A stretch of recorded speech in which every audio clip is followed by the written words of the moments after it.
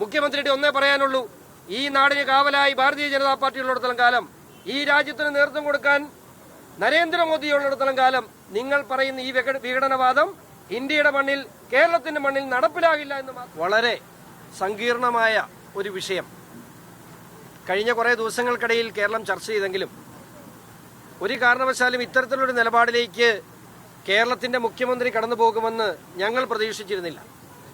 പക്ഷേ ഇവിടെ ചരിത്രമൊന്ന് പരിശോധിക്കേണ്ടതായിട്ടുണ്ട്. മുഖ്യമന്ത്രിയുടെ ഈ തീരുമാനത്തിന്റെ പുറകിൽ ആരാണ്?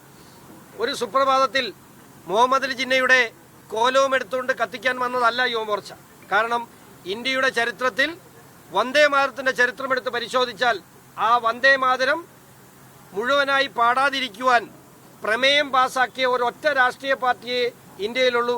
അത് മുഹമ്മദ് അലി ജിന്ന നേതൃത്വം കൊടുക്കുന്ന മുസ്ലിം ലീഗ് ആയിരുന്നു. 1905 മുതൽ 1937 വരെ, 1905 മുസ്ലിം ലീഗ് രൂപപ്പെട്ടു. 1937 വരെ ഈ ഗാനം നെഞ്ചോട് ചേർത്ത് പിടിച്ച് ഇന്ത്യയിലെ മുസ്ലിം സഹോദരങ്ങൾ ഇത് ആലപിച്ചിരുന്നു. വിഭജനത്തിന്റെ കാലം തൊട്ട് ഇന്ത്യയെ വിഭജിക്കണമെന്നുള്ള വിഘടനവാദത്തിന്റെ കാലം ആരംഭിച്ചപ്പോൾ മുതൽ മുഹമ്മദ് അലി ജിന്നയുടെ തീരുമാനപ്രകാരമാണ് അന്ന് കോൺഗ്രസ് ഈ തീരുമാനത്തിന് വഴങ്ങിക്കൊടുത്തത്. ഇന്ന് ആ സ്വാതന്ത്ര്യ സമര സേനാനികൾക്ക് ഊർജം കൊടുത്ത വന്ദേ മാതരത്തെ നെഞ്ചോട് ചേർത്ത് പിടിക്കുവാൻ ഇന്ത്യൻ പാർലമെന്റ് എടുത്ത തീരുമാനത്തെ പോലും അംഗീകരിക്കുവാതെ ഇന്ത്യയിലെ കോൺഗ്രസ് സർക്കാരിൽ നിലനിൽക്കുന്ന കർണാടകയും തെലങ്കാനയും, എന്തിന് ഇപ്പൊ ഇവിടെ മനു പ്രസാദ് സൂചിപ്പിച്ച പോലെ കാശ്മീരിൽ പോലും ഇന്ത്യയുടെ പതാക ഉയർത്താൻ കഴിയാത്ത, ദേശീയഗാനം പാടാൻ കഴിയാത്ത കാശ്മീരിൽ പോലും ഒമർ അബ്ദുള്ളയുടെ നേതൃത്വത്തിൽ ഇവിടെ വന്ദേ മാതരം പാടിയപ്പോൾ കേരളത്തിന്റെ മണ്ണിൽ അത് സാധിക്കുന്നില്ല എന്ന് പറഞ്ഞാൽ മുഹമ്മദ് അലി ജിന്നയുടെ പിന്മുറക്കാരായ മുസ്ലിം ലീഗിന് മുഖ്യമന്ത്രി കീഴടങ്ങി എന്ന് പറയാതിരിക്കാൻ കഴിയില്ല. ഇത് ഒരു കാരണവശാലും അംഗീകരിക്കാൻ കഴിയില്ല. കാരണം ഇത് രാജ്യത്തിന്റെ അഖണ്ഡതയുടെ പ്രശ്നമാണ്.